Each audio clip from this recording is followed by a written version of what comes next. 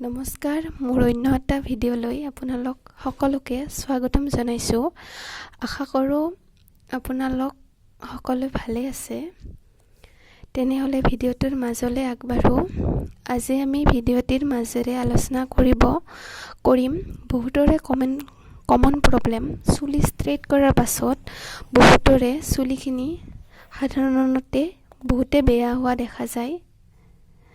আমি আচলতে বহুতে সময়ৰ হওক বা টকা পইচাৰ অভাৱতে হওক যিখিনি শ্বেম্পু বা কণ্ডিশ্যনাৰ ব্যৱহাৰ বা প্ৰতিমাহে স্পা কৰিব নোৱাৰিব পাৰোঁ, যাৰ ফলত বহুত সমস্যা দেখা পোৱা যায়। সেইকাৰণে মই এটা বস্তুৰ নাম উল্লেখ কৰিব লৈছোঁ এই ভিডিঅ'টিৰ মাজেৰে, যাৰ সহায়ত আপোনালোকে পাৰ্লাৰৰ দৰে ঘৰতে স্পা কৰিব পাৰিব।